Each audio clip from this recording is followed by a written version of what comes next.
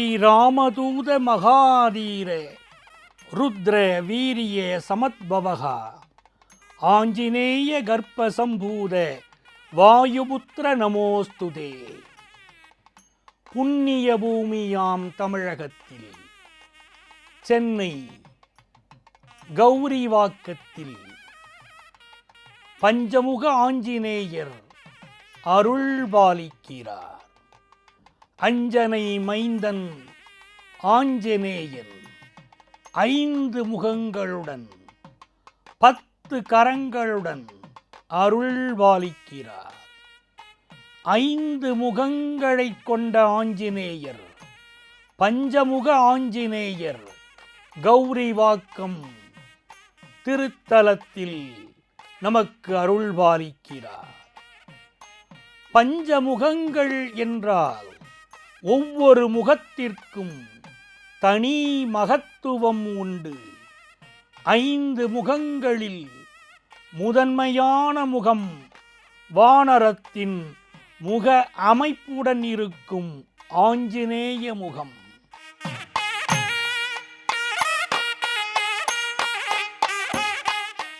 ஆஞ்சநேய முகம். இந்த முகத்தை தரிசனம் செய்தால் கிரக தோஷங்களை நீக்குகிறார். பகைவர்களிடம் இருந்து நம்மை காக்கிறார்.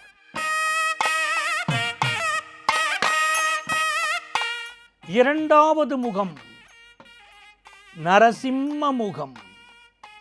மனிதர்களுக்கு மனதிலே உண்டாகக்கூடிய அத்துணை பயங்களையும் நிவர்த்தி செய்யும் நன்முகமாக நரசிம்ம முகமாக ஆஞ்சநேயரின் இரண்டாவது முக தாத்பரியம் அமைகிறது.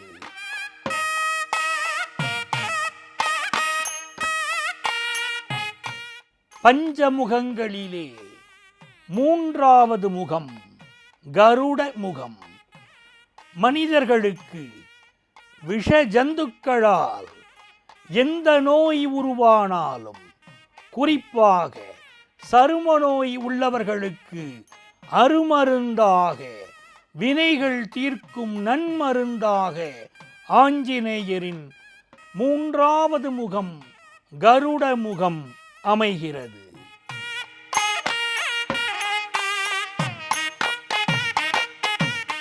நான்காம் முகம் தீரா கடனிலே அகப்பட்டவர்களுக்கு அபயம் அளிக்கக்கூடிய 4ஆம் முகம் வராக முகம். தீரா கடன்களிலிருந்து விடுதலை அளித்து செல்வம் செழிக்க வழிவகுக்கிறது.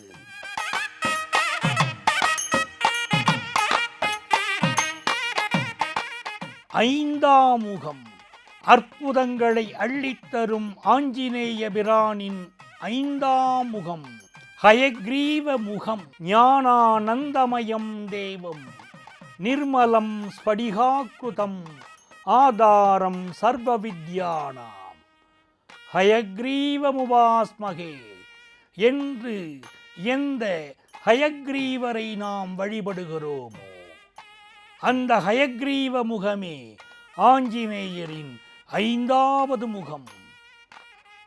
சிறந்த ஞானம், கல்வி வளம், மாணவர்களுக்கு உயர்ந்த வாழ்க்கை, ஆழ்ந்த ஞானம், சாதாரண பாமரனையும் பண்டிதனாக்கும் ஹயக்ரீவ முகம்.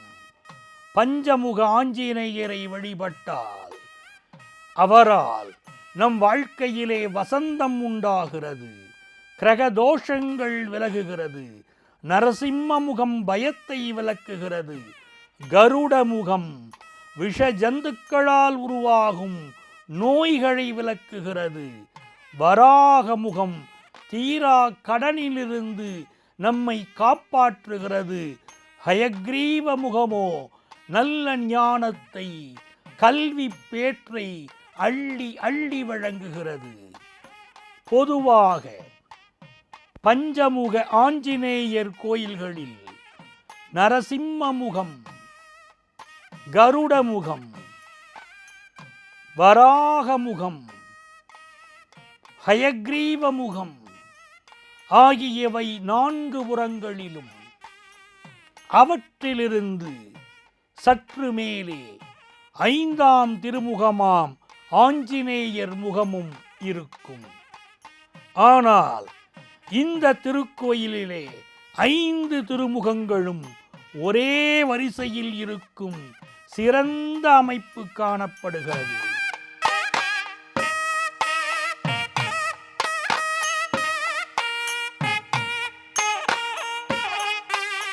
பஞ்சமுக ஆஞ்சநேயர் கௌரிவாக்கத்திலே நமக்கு அருள் காட்சி தருகிறார். வாழ்க்கையின் இன்னல்கள் விலக, சந்தோஷம் பெருக, கல்வி ஞானம் பெருக, வாழ்க்கையிலே சகல சௌபாக்கியங்களும் பெருக பஞ்சமுக ஆஞ்சநேயரை கௌரிவாக்கத்திலே வழிபடுவோம்.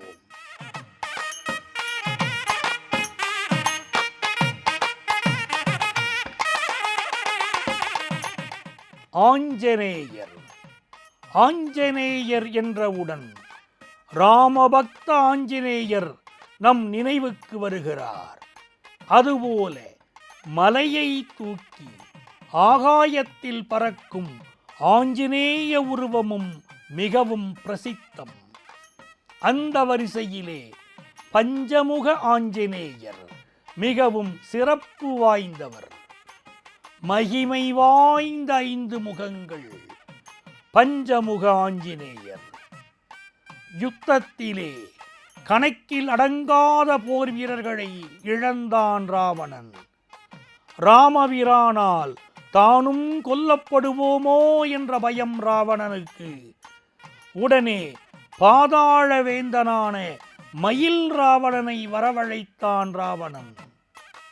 மயில் ராவணன் நான்முகன் பிரம்மனை வேண்டி கடும் தவம் புரிந்து அரிய பல வரங்களை பெற்றவன். மாயா ஜாலங்கள் செய்வதில் அசகாய சூரன். தன்னை வணங்கிய மயில் ராவணனிடம் தனது கையறு நிலையை கூறி ராம லக்ஷ்மணரை அழிக்கும்படி கூறினான் ராவணன். மயில் ராவணன் ராமலட்சுமணர்களை பாதாள லோகத்தில் உள்ள காளி தேவிக்கு பலி கொடுப்பதாக சபதம் செய்து வீராவேசமாக புறப்பட்டார். விபீஷணனின் ஒற்றர்கள் மூலம் இதை அறிந்த சுக்ரீவன் ராமலக்ஷ்மணரை பாதுகாக்கும்படி அனுமனிடம் பணித்தார். ஹனுமான் ராமலக்ஷ்மணரை பர்ணசாலையின் உள்ளே அமர்த்தி தன் வாளினால் பர்ணசாலையை சுற்றிலும் கோட்டையை அமைத்து அதன் மீது கம்பீரமாக காவல் புரிந்தார். மயில் ராவணன் அனுமனிடம் வந்தான். ராமலட்சுமணரை பார்த்து வருவதாக கூறி தனது மாயா சக்தியால் அவர்களை சிறிய பொம்மைகளாக்கி மறைத்து கொண்டு வெளியே வந்தான். மாருதி ஜாக்கிரதை, மயில் ராவணன் என் உருவத்தில் கூட இங்கு வர முயற்சிப்பான் என்று கூறினான். விபீஷணன் உருவத்தில் வந்தான் அந்த மாயாவி மயில் ராவணன். நல்லவனைப் போல் வேஷமிட்டு வந்ததனால் ஆஞ்சநேயர் அவனை அனுமதித்திருந்தார். மயில் ராவணன் ராமலக்ஷ்மணரை நிஜ உருவம் பெறச் செய்து சிறையிலே அடைத்தார். மயில் ராவணன் சென்ற பிறகு உண்மையாக விபீஷணர் ஆஞ்சநேயரிடம் வந்தார். இப்போதுதானே வந்து போனீர்கள் என்றார் ஆஞ்சநேயர். தான் வரவில்லையே என்றார் விபீஷணர். நடந்த தவறு ஆஞ்சநேயருக்கு புரிந்தது. மயில் ராவணன் இருக்கும் இடத்தை விபீஷணனிடம் கேட்டு தெரிந்து கொண்டார் ஆஞ்சநேயர். பாதாள லோகம் சென்றார். காளி தேவி கோயிலுக்குள் நுழைந்து தேவியின் உருவத்திற்கு பின்னால் மறைந்து கொண்டார்.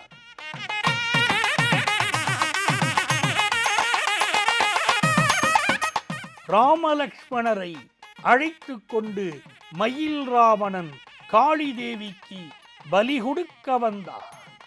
மகிராவணா, பலிகளை மட்டும் உள்ளே அனுப்பு, நீ வர வேண்டாம் என்று காளி போலவே குரலை மாற்றி பேசினார் ஹனுமான். அதன்படி ராமலட்சுமணருடன் மகிராவணன் கோவிலுக்குள் நுழைந்ததும் ஆஞ்சநேயர் விஸ்வரூபம் எடுத்தார், அவனை கொன்றார். பிறகு ராமலட்சுமணர்களிடம் கொடுத்து மயில் ராவணனிடம் போர் செய்யும்படி வேண்டினார். மயில் ராவணன் மாயப்போர் புரிந்தான். போரை முடிவுக்கு கொண்டு வர ஹனுமான் ராமலட்சுமணரை கீழே இறக்கிவிட்டார். விபீஷணர் கூறியபடி 7 கடல்கள் கடந்து ஒரு தீவை அடைந்தார். அங்கு தன்னை எதிர்த்த அரக்கர்களை அழித்து தடாகம் ஒன்றில் தாமரை பூவுக்குள் இருந்த விஷம் கக்கும் வண்டுகள் அடங்கிய பெட்டியை எடுத்துக்கொண்டு திரும்பினார் ஆஞ்சநேயர். மயில் ராவணன் பிரம்மனிடம் ஒரு வரம் பெற்றிருந்தார். விஷவண்டுகள் 5ஐயும் ஒரே நேரத்தில் கொன்றால் மட்டுமே தனக்கு மரணம் நிகழ வேண்டும் என்று வரம் வாங்கியிருந்தார். அசரீரி மூலம் இதை அறிந்த ஆஞ்சநேயர் ஹனுமன் வானரம், நரசிம்மம், கருடன், வராகம், குதிரை முகங்கள் கொண்டு விசித்திர உருவமானார். இதை கண்ட மயில் ராவணன் நிலை தடுமாறி நின்றார். அதர்ம வழிகளில் சென்ற அரக்கனே, நீ அழியப் போகும் நேரம் நெருங்கிவிட்டது என்று கூறி பெட்டியை திறந்து 5 வண்டுகளையும் 5 முகங்களின் வாயினால் ஒரே நேரத்தில் கடித்து துப்பினார் ஆஞ்சநேயர். வண்டுகள் மாய்ந்தன. மயில் ராவணன் பாதாளமே அதிர கீழே விழுந்து துடிதுடித்து இறந்தான். 5 வண்டுகளும் அழிந்தன. அந்த மயில் ராவணன் அதனால் அழிந்தான். பிறகு ஆஞ்சநேயர் ராமலட்சுமணர்களை தோள்களில் தூக்கிக் கொண்டு இலங்கையை அடைந்தார். வானர சேனைகள் மகிழ்ந்தன. பிறகு நடந்த போரில் ராவணனை வதம் செய்தார் ஸ்ரீராமர். ஸ்ரீராமருக்கு வெற்றி என்ற கோஷம் எங்கும் ஒலித்தது. தேவர்கள் பூமாரி பொழிந்தார்கள்.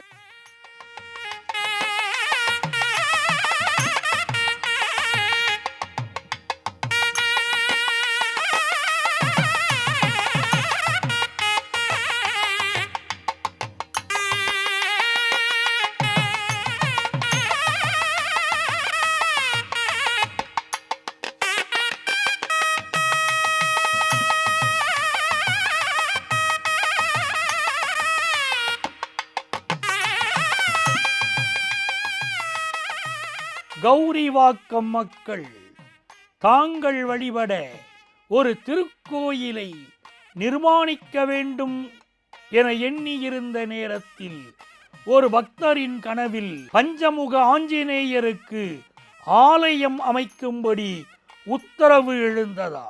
அதற்காக ஆஞ்சநேயர் சிலை அமைக்க பக்தர்கள் தேடிய போது பஞ்சமுகங்களும் வரிசையாக இருந்த ஒரு சிலை அவர்களுக்கு கிடைத்ததாம். அந்த பஞ்சமுக ஆஞ்சநேயருக்கு மக்களின் முயற்சியால் கும்பாபிஷேகம் செய்யப்பட்டது. உங்கள் வாழ்க்கையிலே திருமணம் நிகழ, குழந்தை பேறு கிடைக்க பஞ்சமுக ஆஞ்சநேயர் அனுக்கிரகம் புரிகிறார். மனதார வேண்டிய கோரிக்கைகள் நிறைவேற்றித் தருகிறார் ஆஞ்சநேயர். அதற்காக மட்டை உரிக்காத தேங்காயை இங்கே காணிக்கையாக வேண்டுதலாக பக்தர்கள் கட்டிவிட்டு செல்கிறார்கள். கோரிக்கை நிறைவேறியதும் தேங்காயை எடுத்து மட்டையை உரித்து இறைவனுக்கு காணிக்கையாக செலுத்துகிறார்கள். சர்வவல்லமை வாய்ந்த ஸ்ரீ அனுமனுக்கு பிரதி மூலா நட்சத்திரம் அதிவிமரிசையாக அபிஷேகமும் மாலையில் சகஸ்ரநாம அர்ச்சனையும் நடைபெறுகிறது. இதைத் தவிர ஒவ்வொரு வாரமும் இந்த ஆலயத்தில் காலை சுமார் 10 மணி முதல் 10:30 வரை ஸ்ரீ விஷ்ணு சகஸ்ரநாம பாராயணம் பூர்த்தியடைந்து அதனைத் தொடர்ந்து மகா நைவேத்தியம் பலதரப்பட்ட பிரசாதங்கள் எம்பெருமானுக்கு கண்டுரல் பண்ணி அன்னதானமாக நடைபெற்று கொண்டிருக்கிறது. இந்த ஆலயத்தில் அனுமன் ஜெயந்தி மகோத்சவம் பிற ஆலயங்களை காட்டிலும் அதிவிமரிசையாக பிரம்மோத்சவத்துக்கு நிகராக நடைபெற்று கொண்டிருக்கிறது. சென்னை தாம்பரத்தில் இருந்து வேளச்சேரி செல்லும் வழித்தடத்தில் 6 கிலோமீட்டர் தொலைவில் கௌரிவாக்கம் இத்திருக்கோயில் அமைந்துள்ளது. பஞ்ச இந்திரியங்களால் துயரப்படும் நாம் மகிமை மிக்க இந்த பஞ்சமுக ஆஞ்சநேயரை தியானித்து வழிபட்டால் தைரியம், பலம், பெரும்புகழ், புத்தி கூர்மை, உடல் ஆரோக்கியம், நல்ல எண்ணங்கள், மன நிம்மதி, குடும்பத்தில் ஒற்றுமை, நல் உறவு என்று சகல சௌபாக்கியங்களும் பெறலாம். புத்திர்பலம், யசோதைரியம், நிர்பயத்வம், அரோகதா, அஜாட்யம், வாக்படுத்வம் ச ஹனுமத் ஸ்மரணாத் பவேத்.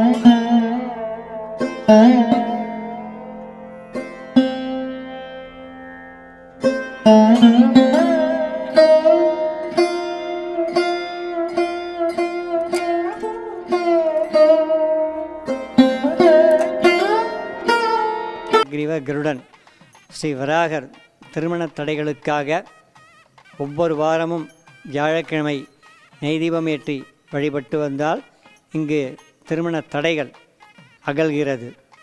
அதனைத் தொடர்ந்து ஸ்ரீ நரசிம்மர் ஒவ்வொரு வெள்ளிக்கிழமையும் பிரதி சுவாதி நட்சத்திரமும் இங்கு சகஸ்ரநாம அர்ச்சனை செய்து வழிபட்டு வருபவர்களுக்கு தங்களுடைய ரோகங்கள், கடன்கள் தீர்ந்து வருகிறது. சிரவண நட்சத்திரம், திருவோண நட்சத்திரம் அன்று பள்ளி மாணவர்களுக்கு ஏலைக்காய் மாலை சாட்டி வழிபட்டு வரும்பொழுது அவர்களுடைய புத்தி சாதுரியம், படிப்பு மேலோங்குகிறது. ஸ்ரீ கருடன் ஒவ்வொரு பஞ்சமி திதியில் அவர்களுக்கு எண்ணெய் தீபம் ஏற்றி வழிபட்டு வர காணாத போன பொருட்களும் சரும ரோகங்களும் தீர்க்கும் சர்வ வல்லமை வாய்ந்த பெரிய திருவடி பக்ஷிராஜன் என்று சொல்லிடக்கூடக்கூடிய கருடாழ்வார் இங்கு எழுந்தருளியுள்ளார். ஸ்ரீ ஹனுமன் பிரார்த்தனை ஸ்தலமாக இங்கே போவதனால அனைத்து நாட்களிலுமே இங்கே வந்து என்னோடய காரியம் பூர்த்தி அடைஞ்சு போச்சு அப்படின்றதுனால கிட்டத்தட்ட ஒரு 25 நாட்களும் இங்கே அனுமனுக்கு அபிஷேகம் நடந்து கொண்டு இருக்குது. முக்கியமாக மூலா நட்சத்திரம் அன்றைய தினம் காலையில் மிகப்பெரிய அபிஷேகமும் மாலை சகஸ்ரநாம அர்ச்சனையும் வணங்கி வழிபடுவோருக்கு அனுமனின் பிரீத்தியின் பேரில் அவர்களுக்கு எண்ணற்கரிய எதிர்பார்ப்புகள் நீங்குகிறது. மேலும் பிரதி புனர்வசு ஸ்ரீ ராமச்சந்திரமூர்த்திக்கு திருமஞ்சனம் நடைபெற்று கொண்டிருக்கிறது. அந்த திருமஞ்சனத்தை கண்டு கழிப்பவர்களுக்கு பேரானந்தம் கூடுகிறது. இதனைத் தொடர்ந்து பிரதி சித்திரை சக்கரத்தாழ்வார் காலை ஹோமம், அதனைத் தொடர்ந்து மகா அபிஷேகம். ஸ்ரீ நரசிம்மன் சுவாதி நட்சத்திரம், பிரதோஷம் இதை போன்ற தினங்களுக்கு ஸ்ரீ சகஸ்நாமார்ச்சனை செய்து வழிபடுபவர்களுக்கு சகல நன்மைகளும் கைகூடுகிறது.